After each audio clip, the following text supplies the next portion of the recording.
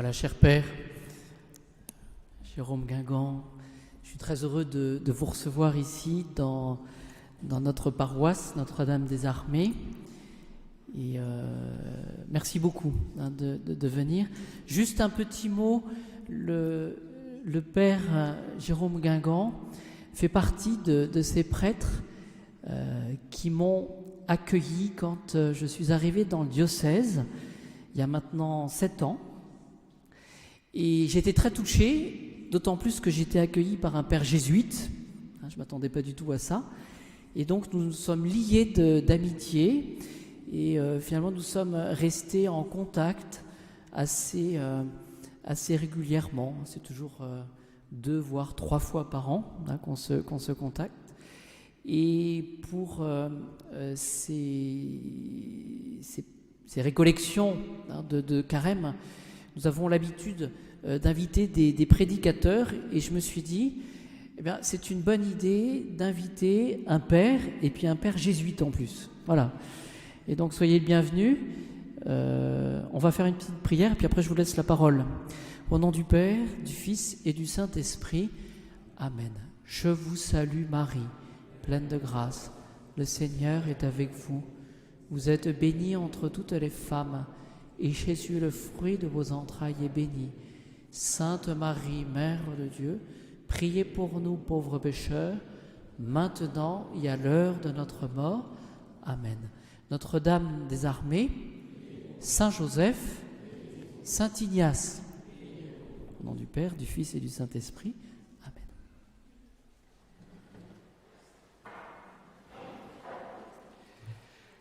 Bien chers frères et sœurs, je veux vivement remercier l'abbé de la Motte pour son accueil chaleureux, pour ses mots fraternels à mon égard, mais aussi le remercier pour cette invitation à donner 2 conférences de carême ici à Notre-Dame des Armées au sujet de Saint Ignace. Non, ce n'est pas courant qu'un jésuite français s'ouvre ainsi au monde de la tradition, mais cela fait partie de mon chemin pastoral, notamment quand j'étais en communauté ici à Versailles entre 2008 et 2015. Un chemin qui, je dois dire, est venu me déporter de ce à quoi je pouvais penser. Oserais-je en témoigner ici un peu avec vous ? Je pourrais remercier les abbés Augustin Caïla de la Fraternité Saint-Pierre, puis l'abbé Marc-Antoine Dor, anciennement ici à Notre-Dame des Armées, avec qui j'ai été appelé à collaborer au sein de la clinique de la Porte Verte, dans l'aumônerie de la clinique de la Porte Verte, et avec lesquels j'ai pu vivre une estime fraternelle profonde. Collaborer tout en restant chacun dans sa forme liturgique, sa manière d'être pastorale, ce fut une vraie grâce pour moi, pour nous.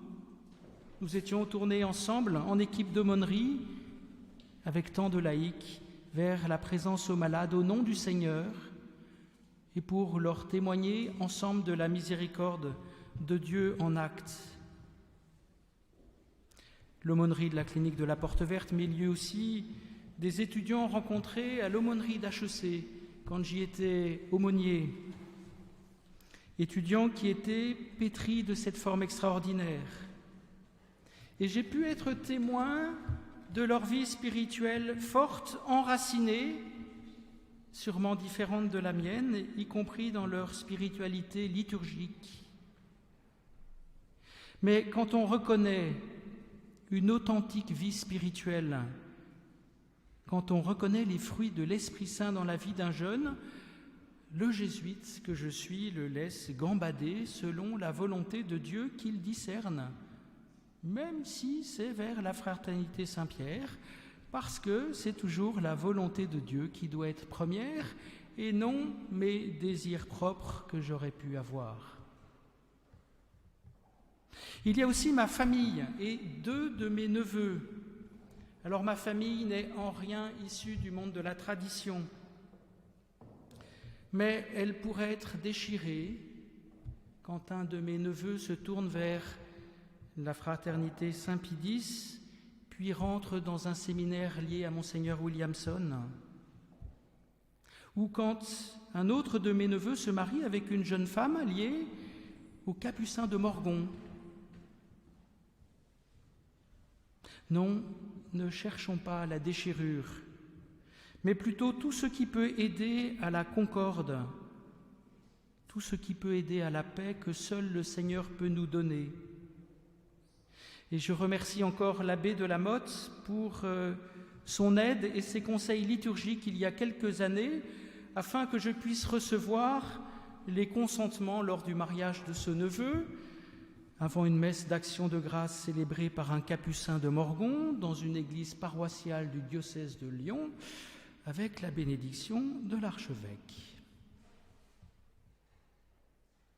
Être facteur de concorde dans sa famille, être facteur de concorde en Église, je le vis bien là comme jésuite, au cœur même de ce qui fait mon engagement ignatien.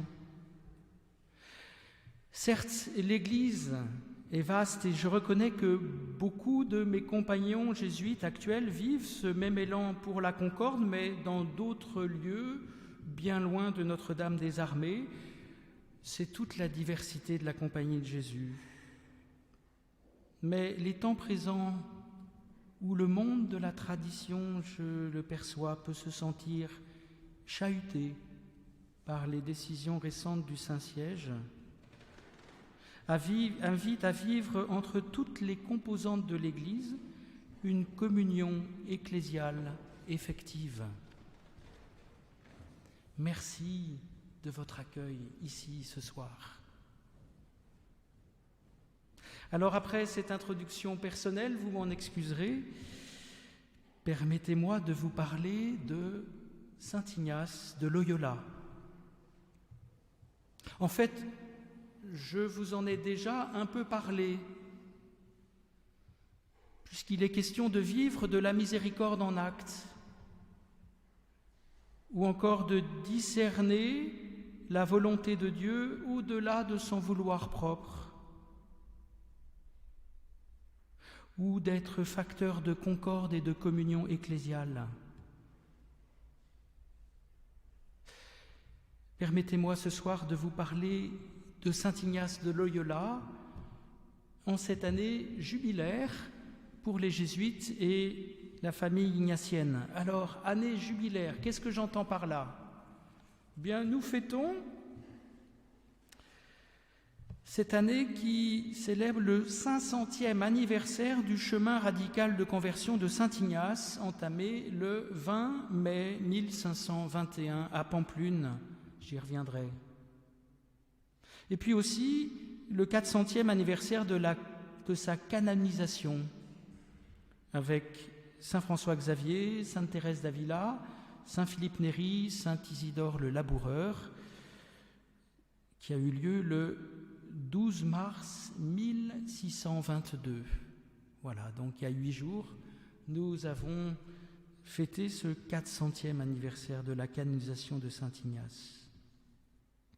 Alors je vous donnerai 2 conférences. Cette première, ce soir, s'intitule Saint Ignace de Loyola, ou le renoncement à sa volonté propre pour suivre la volonté de Dieu. Le renoncement à sa volonté propre pour suivre la volonté de Dieu. Ce sera un parcours sur la vie de Saint Ignace de Loyola. Peut-être certains la connaissent très bien, d'autres la découvriront. J'essaierai d'être pédagogique. Et puis, dimanche prochain, je l'ai intitulé Saint Ignace de Loyola, ou le combat spirituel et le discernement des esprits. Là, je m'arrêterai davantage sur ce que Saint Ignace de Loyola dit dans les exercices spirituels du combat des esprits et du discernement. Alors ce soir, avec vous, j'aimerais m'arrêter sur des moments fondateurs de la vie de Saint Ignace de Loyola. Il y en a 6, des moments où il a dû renoncer à sa volonté propre pour laisser Dieu le conduire résolument dans sa volonté divine afin de porter de vrais fruits. Renoncer à sa volonté propre pour laisser Dieu le conduire et porter de vrais fruits. Vous parlez de Saint Ignace pour que, je l'espère, le Seigneur vienne nous interpeller chacun en ce carême. Le Seigneur pourrait nous dire « Qui veux-tu suivre ? Qui veux-tu suivre ? Tes désirs, même les plus beaux, les plus grands, les plus spirituels, les plus humbles ? Ou bien ma volonté qui te sortira de toi et de tes projets ?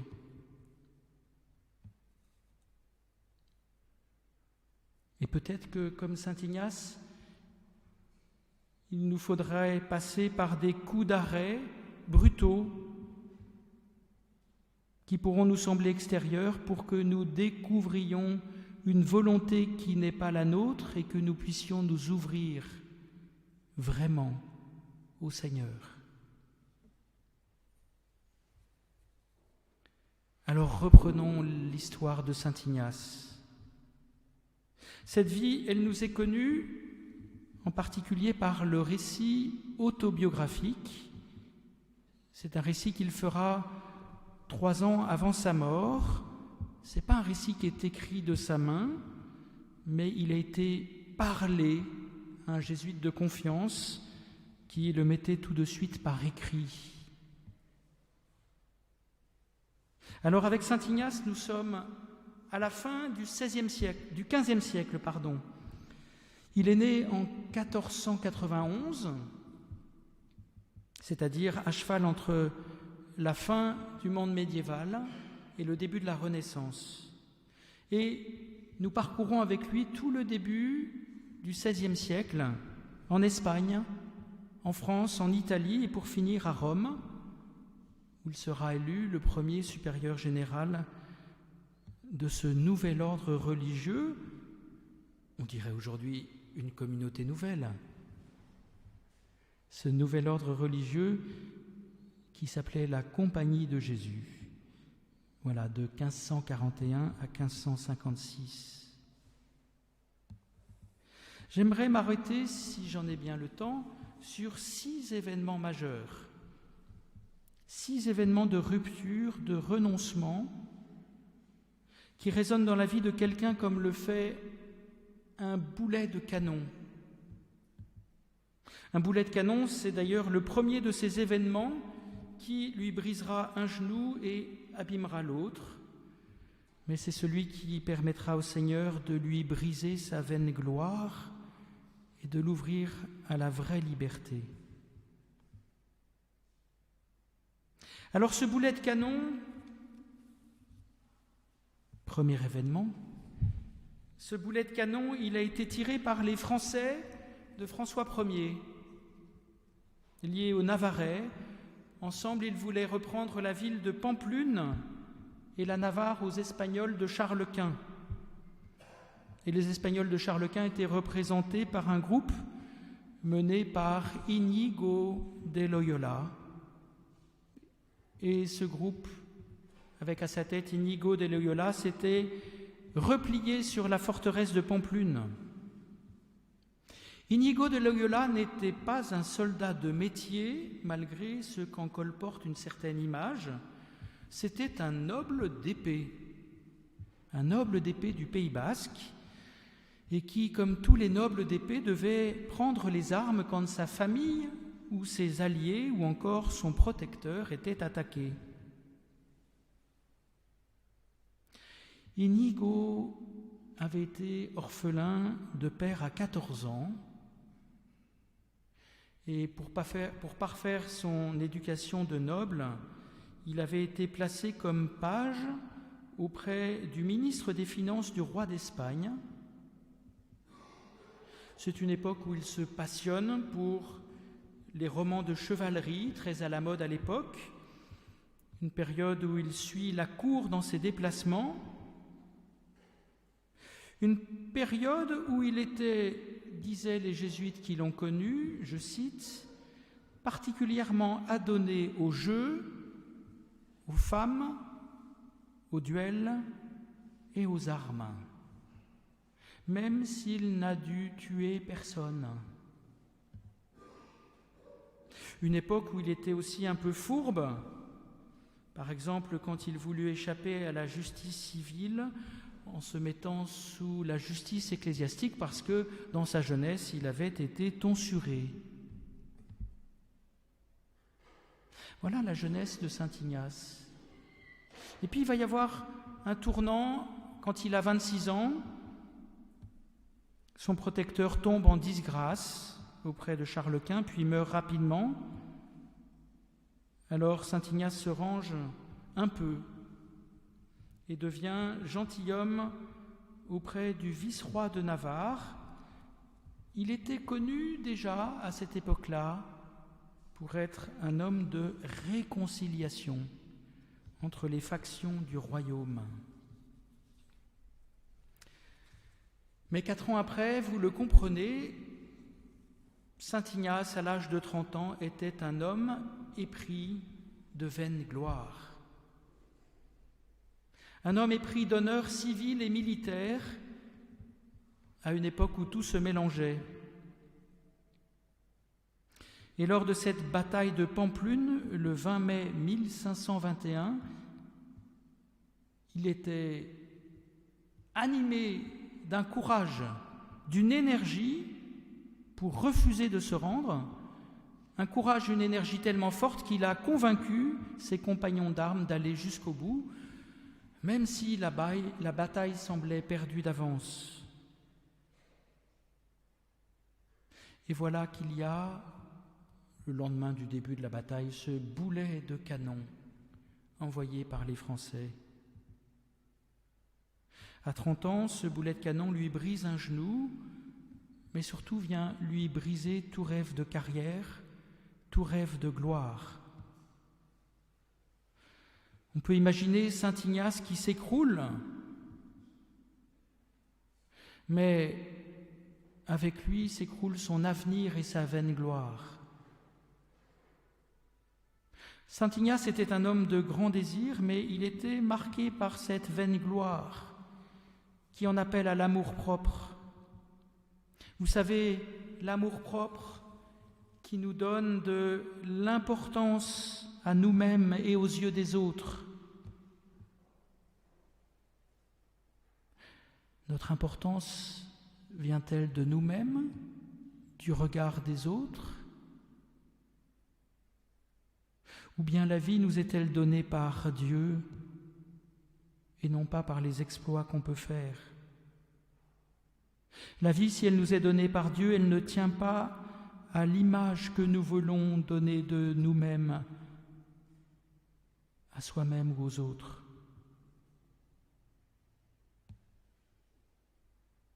Alors, grand Seigneur, les Français raccompagnent le blessé à Loyola, au château familial, et rapidement, la maladie va venir, l'état va s'empirer. Quelques semaines après, du côté de fin juin de la Saint-Pierre-Saint-Paul, on le croit à l'article de la mort, mais il en réchappera. Et pourtant, cette vaine gloire le suit. Il s'agit toujours de briller aux yeux des autres. Les os ont été mal ressoudés. Il pourrait ne plus porter ces grandes bottes en cuir qu'il affectionnait d'avoir. Eh bien, qu'à Saint-Étienne, lui qui voulait tant briller, il se fera rouvrir les plaies, scier un os. La vaine gloire le tenait. Il s'ennuie, il se prend à rêver aux exploits qu'il pourrait faire pour conquérir une grande dame. Que dis-je, une grande dame? Une princesse. La vaine gloire le tient toujours.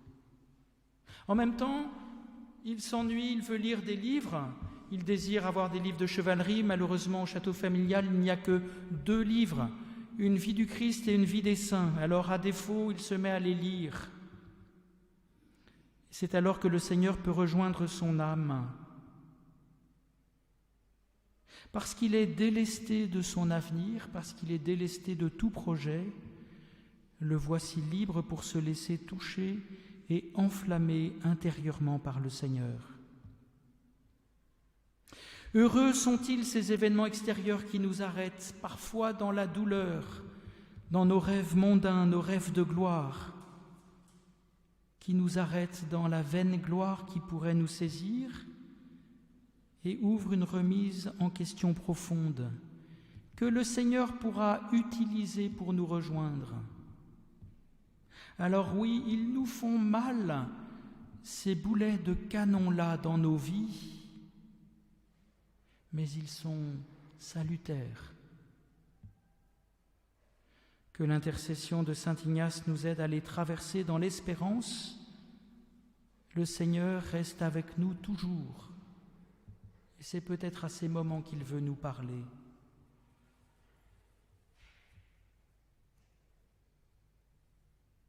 Deuxième événement, je vais aller un peu plus loin dans la vie de saint Ignace.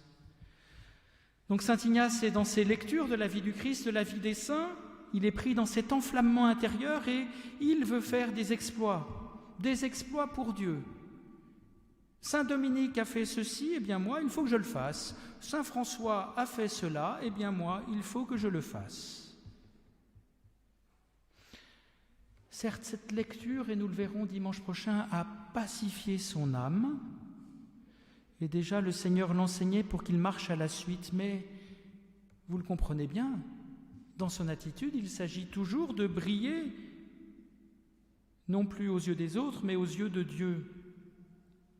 Et un projet lui vient, celui d'aller à pied à Jérusalem en portant des habits de pauvres. Alors Jérusalem, à cette époque, c'était le voyage d'une vie. Aller en pèlerinage à pied à Jérusalem en portant des habits de pauvres, à pied pour un noble, c'est impensable à cette époque. Avec des habits de pauvres, c'était rejeter sa vie passée. Et dans la plus grande ascèse, n'est pas tout à fait sûr, mais on se demande s'il avait le projet d'y aller en ne mangeant que des herbes.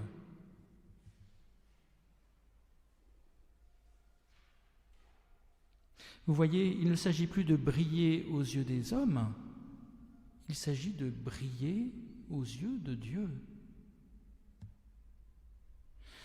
Saint Ignace va être confronté à cette vaine gloire-là, celle de briller aux yeux de Dieu pendant près de 2 ans avant de pouvoir aller à Jérusalem. En route vers Jérusalem, il va s'arrêter à Manresa, Manresa en français, une petite ville à 60 km de Barcelone pour faire le point sur sa conversion. Mais là, il va s'enliser dans des excès d'ascèse, dans le rejet de sa vie passée, dans le rejet de ses péchés, et je dirais dans une sorte de haine de soi-même. Et qu'est-ce qui va devenir ? Une immense culpabilité qui vient le saisir et qui ne le lâche pas. La culpabilité, un autre penchant de l'amour-propre. Une grande culpabilité qui devient une crise de scrupules tellement forte qu'il ira jusqu'à penser mettre fin à ses jours, tellement cette crise était insupportable. Mais après d'âpres combats, là-dessus, écrit le récit, le Seigneur voulut qu'il s'éveillât comme d'un rêve. Le Seigneur l'avait délivré par sa miséricorde. Et va s'en suivre une période à Manresa où le Seigneur va l'enseigner. Il écrit comme un maître d'école vient enseigner son élève. Saint Ignace va vivre une période où il va commencer par la tempérance, apprendre la tempérance, celle qui vient du Seigneur, et se laisser illuminer intérieurement. Et au fond, c'est là où il va vivre une véritable rencontre personnelle intérieure avec le Seigneur. Seul le Seigneur peut consoler, seul le Seigneur peut donner la vraie paix, seul le Seigneur peut donner cette paix que l'on goûte intérieurement, seul le Seigneur peut donner l'intelligence et de la tête et du cœur. Voilà ce que le Seigneur voulait lui faire vivre, mais il a fallu qu'il soit sorti de cette vaine gloire, y compris spirituelle, y compris devant Dieu.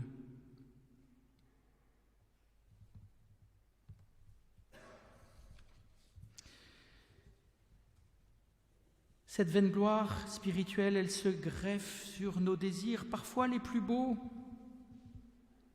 Mais nous le savons, le malin, le diable, saint Ignace l'appelle le mortel ennemi du genre humain. Le malin se sert de nos désirs de Dieu pour les replier sur nous, et il peut nous conduire à la désespérance la plus totale. Cette vaine gloire, y compris spirituelle, elle nous guettera toujours. Quand des formes d'ascèse où la tempérance cède la place à l'exploit, alors le malin vient nous susurrer sa parole au fond de notre cœur pour l'aveugler. Que saint Ignace, chers frères et sœurs, vienne nous tourner vers le Seigneur pour qu'il nous rende libres de vouloir briller ni aux yeux des autres, ni aux yeux du Seigneur.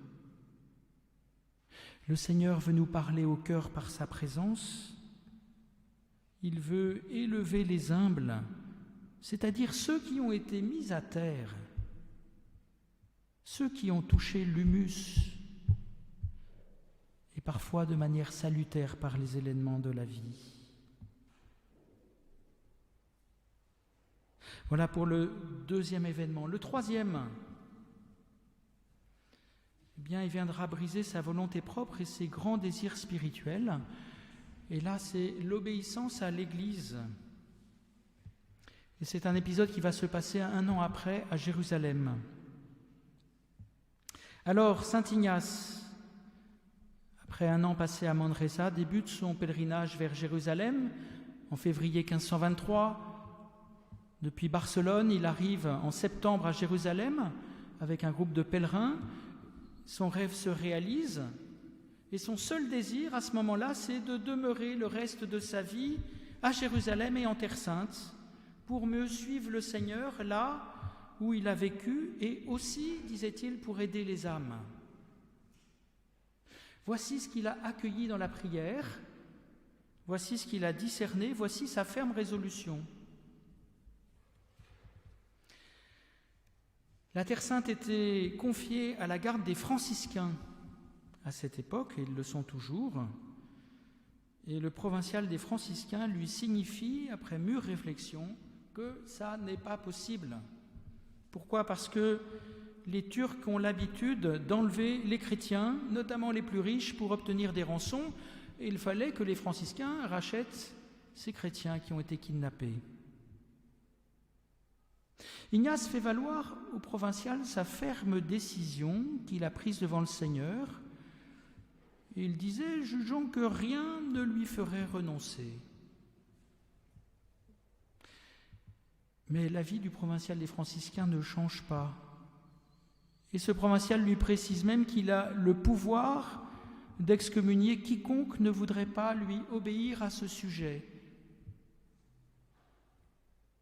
Pouvoir d'excommunier quiconque ne voudrait pas lui obéir à ce sujet. Alors, devant cette réponse, saint Ignace se plie à la décision du provincial des franciscains. Il va même refuser de voir les bulles pontificales. Non, pas besoin. Ici, ce n'est pas un boulet de canon qui vient briser les projets de saint Ignace, c'est la parole disciplinaire de l'Église. Et au bout de 15 jours, saint Ignace va s'en retourner en bateau vers Barcelone. Alors je veux noter 2 choses. La première, c'est que cet événement permettra à saint Ignace de se reposer sérieusement la question devant le Seigneur. Quid agendum ? Qu'est-ce qui doit être fait ? Que dois-je faire ? De se la reposer sérieusement devant le Seigneur. Et il choisira de faire des études afin de mieux aider les âmes. La deuxième chose que je veux noter avec vous ce soir, c'est que toute décision prise avec Dieu, prise devant Dieu, nécessite une confirmation. Ce que j'ai discerné dans ma prière avec le Seigneur nécessite une confirmation. Cette confirmation, elle peut venir de la consolation spirituelle que je peux vivre après avoir pris la décision, ou dans la manière de traverser les événements que je dois vivre. Mais cette confirmation, elle peut venir aussi d'une partie tierce, quand elle doit donner sa réponse ou son accord.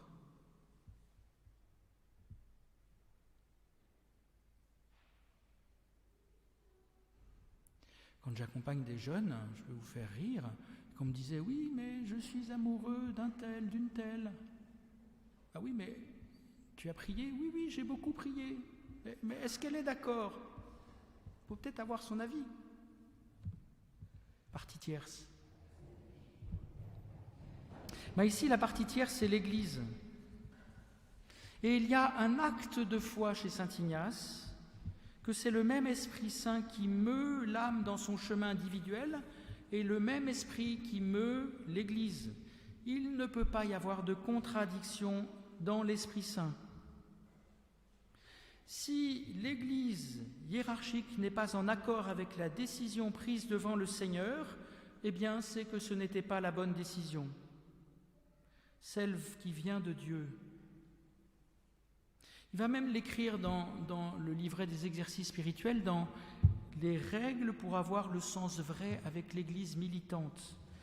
Je le cite, « Pour toucher juste en tout, nous devons toujours tenir ceci, ce que moi je vois blanc, croire que c'est noir, si l'Église hiérarchique en décide ainsi, croyant qu'entre le Christ notre Seigneur, l'époux et l'Église son épouse, c'est le même esprit qui nous gouverne et nous dirige pour le salut de nos âmes. » Voilà, une règle écrite dans le contexte particulier de l'Église au XVIe siècle, mais qu'on peut accueillir encore aujourd'hui. Puisse saint Ignace intercéder pour nous afin que nous sachions voir l'Esprit Saint à l'œuvre dans l'Église et avoir l'humilité nécessaire pour nous en remettre à son jugement quand nous nous entêtons dans nos idées, même les plus belles.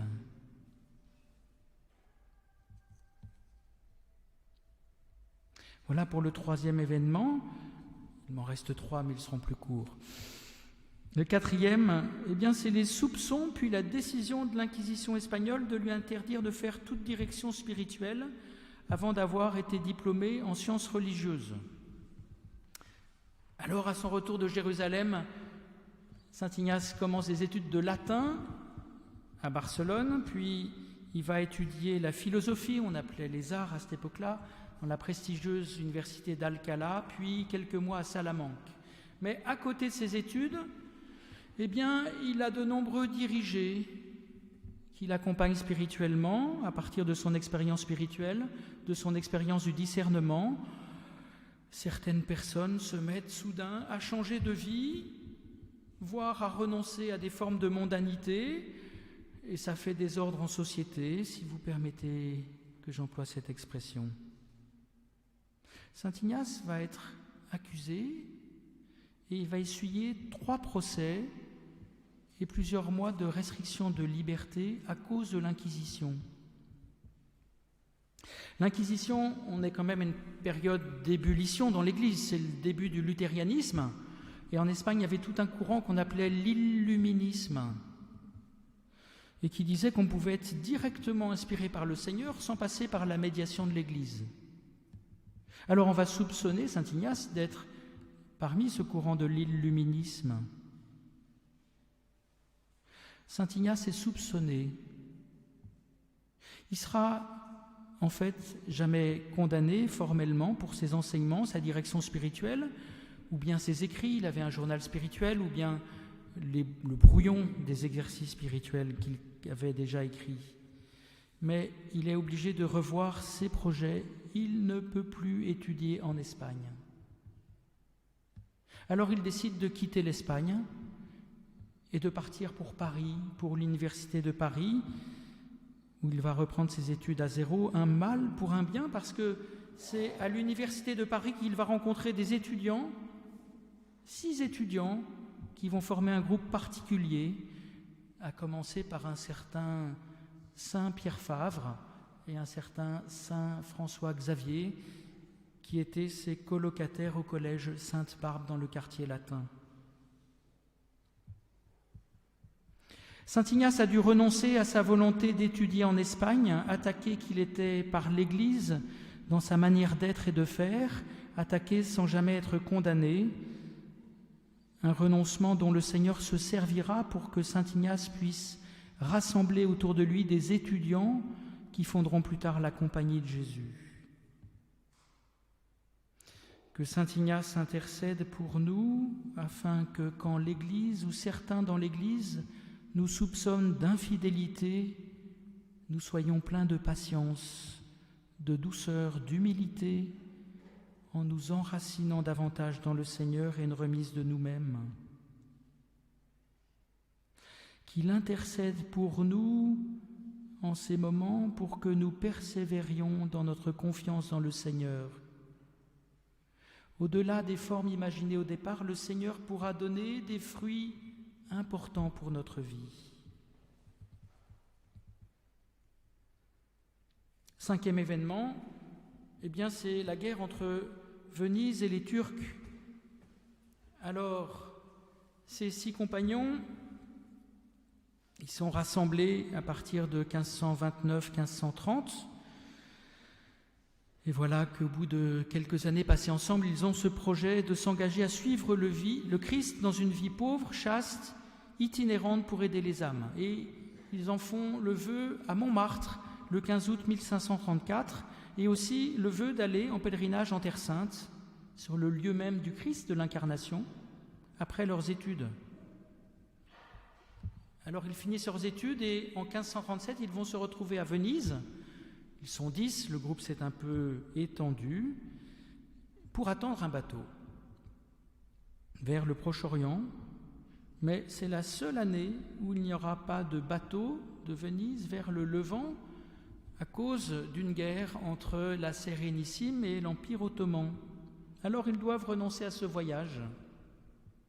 Et ils font ce qu'ils avaient décidé en alternative en 1534 à Montmartre, aller voir le Saint-Père pour se mettre à son service, parce qu'il est le vicaire du Christ. Une démarche qui n'est pas si facile pour eux, parce que déjà, ils sentent des oppositions, des jalousies qui se développent envers ces jeunes prêtres. On les surnommait les prêtres réformés. Période où l'Église avait besoin de réforme, nous sommes avant 30. Mais je veux noter un moment important. Sur ce chemin vers Rome, en arrivant vers Rome, au lieu dit La Storta, Saint Ignace va vivre un mouvement d'une intensité spirituelle exceptionnelle. Une vision où il voit la Trinité, puis il voit le Père qui lui dit qu'il le met avec son Fils. Et à partir de cette vision-là, Saint Ignace va vivre une sorte d'union perpétuelle avec le Christ. Voilà un événement qui va changer son âme et qui va lui donner toute confiance.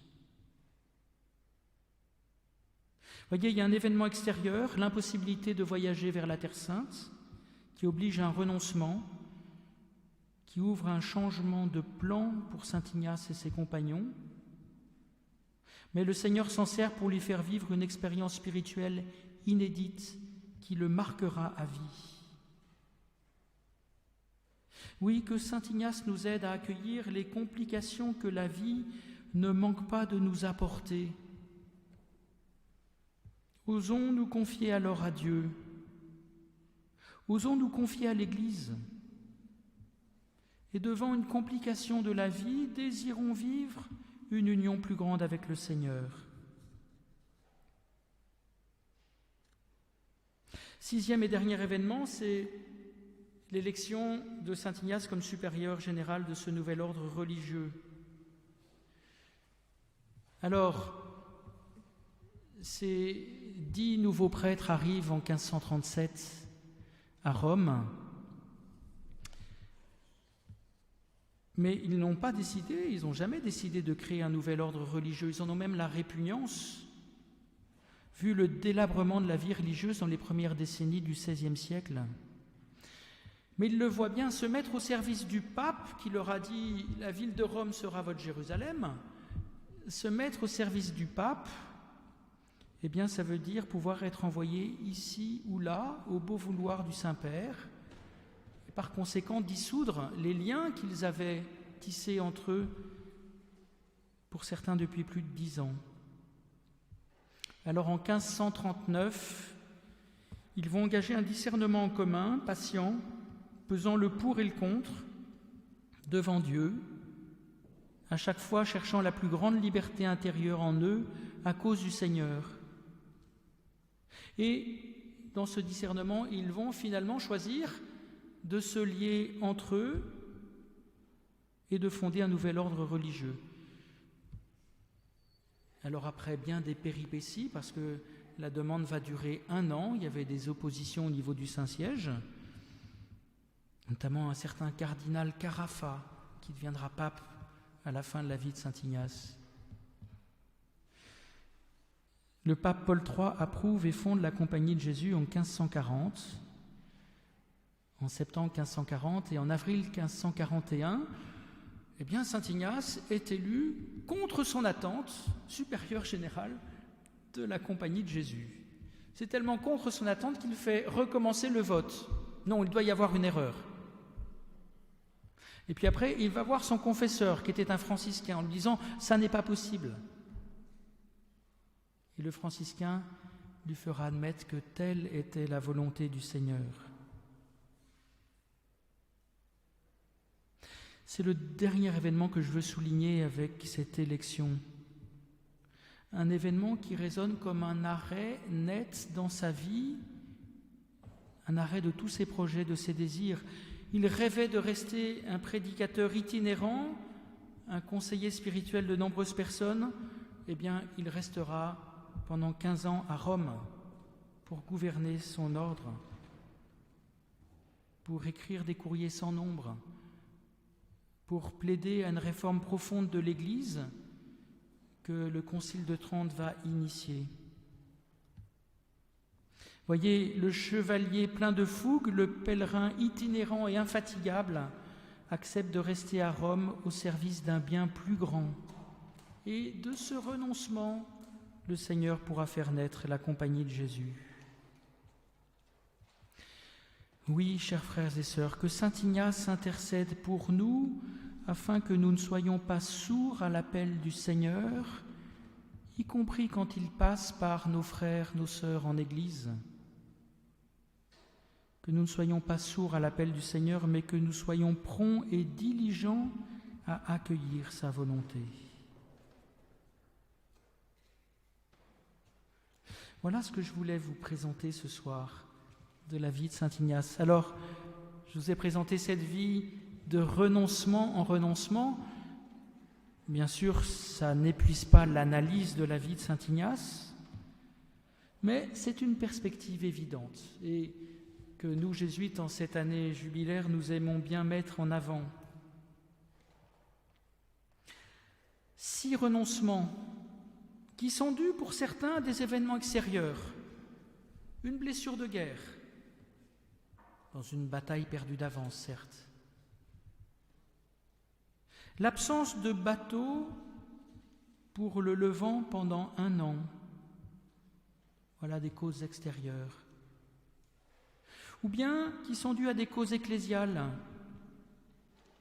La décision du provincial des franciscains à Jérusalem, ou bien les enquêtes de l'Inquisition, ou bien un vote qu'il élit supérieur général de son ordre. Ou un renoncement qui sont dus à des causes spirituelles intérieures. Parce qu'il a vécu à Menrez une trop grande ascèse liée à une détestation de soi, de sa vie passée, et à une immense crise de scrupules. 6 renoncements où les projets, les désirs de saint Ignace sont comme mis à terre où il s'effondre. Mais c'était peut-être la condition sine qua non pour acquérir une vraie liberté intérieure, dans une sorte d'indifférence spirituelle. Sans cette liberté intérieure, pas d'accueil de la vraie volonté du Seigneur. Alors osons accepter de vivre ces renoncements, même si c'est parfois dans la souffrance d'accueillir des événements improbables ou des décisions ecclésiales incompréhensibles. Ces événements, ces décisions nous ouvrent à une plus grande liberté, à un vrai détachement spirituel de soi. Et vous l'avez noté, dans chacun de ces renoncements, le Seigneur qui conduisait saint Ignace est venu le rejoindre, le détacher de ses projets, parfois longuement discernés, parfois mal discernés, pour lui permettre de vivre une rencontre intérieure plus forte, pour lui permettre de vivre des fruits plus grands et plus porteurs, y compris en Église. Renoncer pour accueillir du Seigneur la vraie liberté intérieure et avec le Seigneur porter des fruits plus grands. Voilà ce même mouvement 6 fois. Confions-nous à saint Ignace de Loyola pour aller de renoncement en renoncement à notre vaine gloire, mondaine ou spirituelle, ou de renoncement à notre volonté propre, pour laisser le Seigneur nous rendre libres de tout attachement, y compris les plus subtils, et que le malin, le diable, peut nous faire vivre, pour accueillir la volonté de Dieu humblement. Dimanche prochain, dans cette suite-là, je vous parlerai du combat spirituel et du discernement des esprits selon saint Ignace de Loyola. Je vous remercie.